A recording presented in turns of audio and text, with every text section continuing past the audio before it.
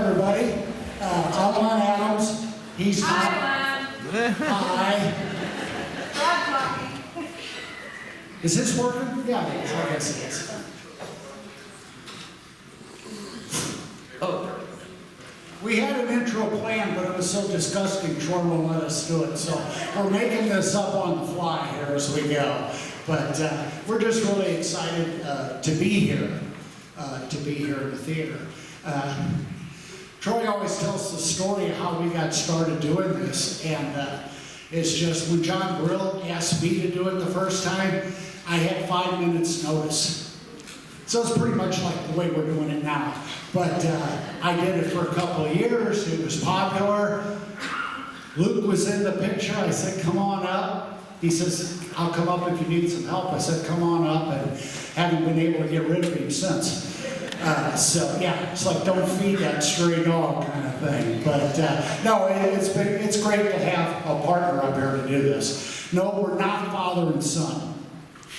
I know I'm going to quash that rumor right now, but we have some stories of a particular location we thought we'd try and entertain you with. But am I missing anything?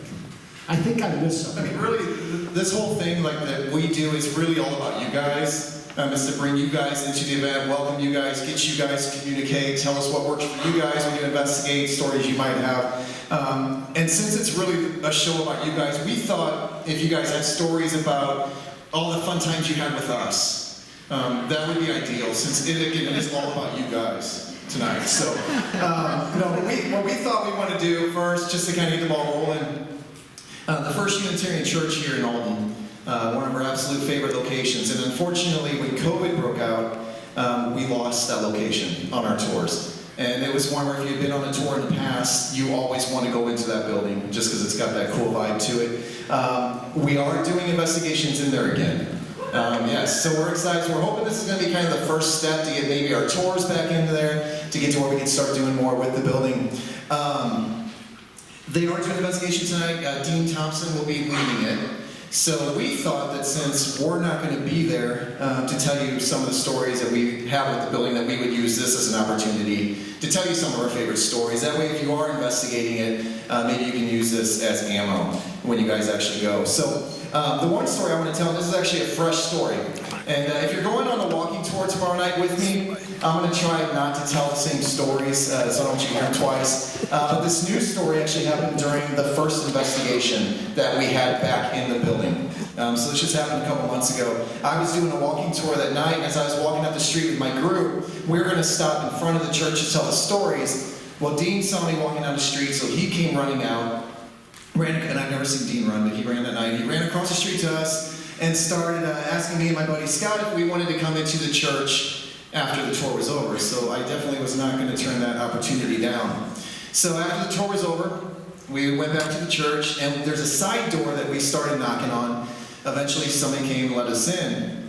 Come to find out, there was actually a couple people doing the Estes method inside the sanctuary of the church. And that night, whenever they went back and listened to the footage, it was pretty interesting because they actually gave me a recording of the Estes method. And towards the end of it, they were getting ready to wrap it up. And all of a sudden, you hear Jacob say, "Wait." And then she says, "What do you want me to wait for?" And then you hear Jacob say, "They came." The thing is when all of this is happening, in the background, you can hear me knocking on that side door. And somebody answering it. You can actually hear me and my buddy when I'm knocking, I'm going, "Housekeeping? Housekeeping?" You can hear all of my Tommy Boy reference, but you can hear all of that in the background when this moment happened. So I haven't been in that building for probably 2 or 3 years. And I've always respected the building, unlike somebody else, which you'll get here in a minute. But I've always respected the building. I've never had issues with the building. And to me, it was almost like the spirits knew he's coming back, he's here again, and it was actually a very positive thing. So I thought that was pretty cool. So you say.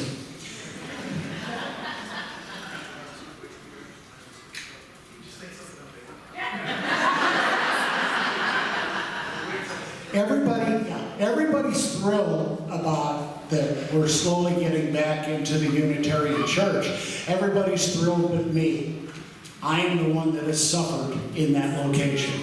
I've been knocked down, punched, slapped, voices threatening to kill me.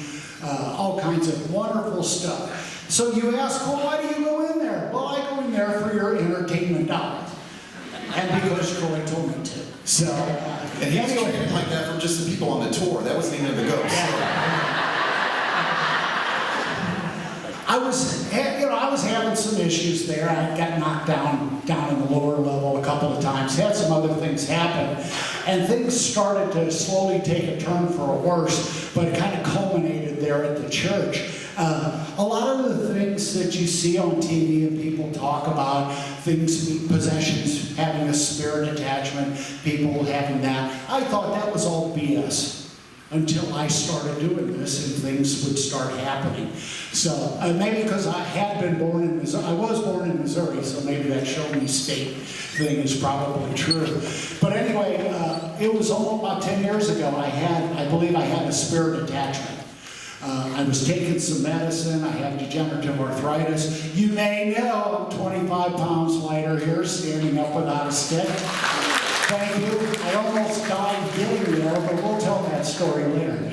Anyway, feel much better. But I had a spirit attachment, and I had been taking some heavy-duty narcotics, legal. But then 10 years ago, they were giving it out like it was candy, kind of thing. So I took this, and I knew I was in trouble when I started drinking it down with alcohol. I had stopped for about a year and a half while I was taking this. And things kept getting darker and darker. Troy, Luke, a lot of you guys, I love you guys to death, but I hated everybody. I was not me. I just wanted to be left alone. And I thought it came to a head. I was in my living room, and my daughter and my son just both happened to be over visiting. They're sitting in the kitchen with my wife, with all the lights on, laughing like crazy. I'm sitting in the living room, drinking another beer, just sitting there going, what the hell am I doing? And I still didn't care. So it came to a head on a Saturday night. We were doing the tour, and I was in front of everybody in the church, so I'm in front of the altar section. If you've been to the church, it's like a 15-inch raised platform behind you that the altar's on. So I got 50, 55 people in the pews, and everybody, if you know Crazy Steve, Steve comes on our tours, he gets the best pictures with this nasty old little camera, no flash, hardly any light, gets the best pictures. So I don't know how I'm doing the tour. I mean, I hated everybody on the tour, but I was somehow getting through it. All of a sudden I feel I'm in front of the altar, not on the altar itself, but in front, and I just feel like I'm being ripped apart. Now, I think Luke will verify, we see things move around you guys all the time. Especially in the church. We hear things, we're not going to stop. We go, oh, look at that. It looks like we're setting you up. By the time you turn around, you're not going to see anything. So I'm up there, and this had never happened. I'm halfway through the presentation, and I just felt like I was being ripped apart. It hurt so bad that I had to stop the tour. And I yelled back at Steve in the back of the church, Steve, on me now. Steve took a couple pictures, and Steve's never interrupted the tour. He goes, F, dude, run. Which is what I did over to the side, maybe about 20 feet, 25 feet maybe. And I kind of composed myself, and I finished the tour. We even went in the back room and did that spiel, so we're leaving. Steve and I were the last two walking out of the church. That's when he showed me the photos. I'm standing there. The dead minister is standing on the raised platform behind me, because he's always seen as a tall, slender man, white shirt, that kind of thing. He didn't concern me. It was the four dark hooded figures standing around me that kind of got my attention. Did I get scared? No. I just looked at it and go, that's just what I effing need. And I got into my car and went home. And when I got home, something really nasty, and I don't mean one of my wife's relations. She's home right now. That's somebody he's talking about me. Anyway, something really nasty was waiting for me. And I survived that attack, and that's why I was gone for 2 years. I had to regroup. I was scared to death. I came back after 2 years. Should I tell the story or let you tell it? Okay. This flows into After 2 years, I finally got myself composed. I thought, okay, I'm not made of Teflon. I can't, you will get your rear end handed to you if you don't show enough respect or things like that. If it feels bad, get out. So I thought, this is good. I'm armed. I'm ready to go. So I go to an investigation. The first thing I go back to, I go to an investigation at the church that Luke's in charge of. I'm just going to hang around. So we all go into the lower level of the church. And I mean the original cellar part. Well, Luke goes in there. Everybody else goes in there. Sandy's around here. I know she was there with us too. But I go in, so I close the door, and I just get up, and I'm at the end of the group. Well, like Luke likes to do, and I absolutely hate, he turns the damn lights off. I've been gone for 2 years because I'm terrified, and something happened. A lot of things happened where I was. And I go back to that. So he turns the light on. Well, he'll turn it back on. No, he won't. He just keeps talking and talking. And when we turn off the lights, telling a story, we listen for you shuffling your feet. We know you're getting nervous. Well, the shuffling was coming from me. So the only light we had was the exit sign by the door that let us in and let us out. So I turned, I thought, I'll just watch that light. That light will be good. The light went out. Just complete darkness there. And then something out of the floor. I had the impression it was a woman. I'm not sure. It was kind of like the head and then the body. And it got to about 4 feet tall. About this one. Solid white figure, but no facial figures. And then it disappeared back into the floor. And then did that 3 times. And the whole time, I'm going, has anybody else seen this? Probably not. I'm the only one down there.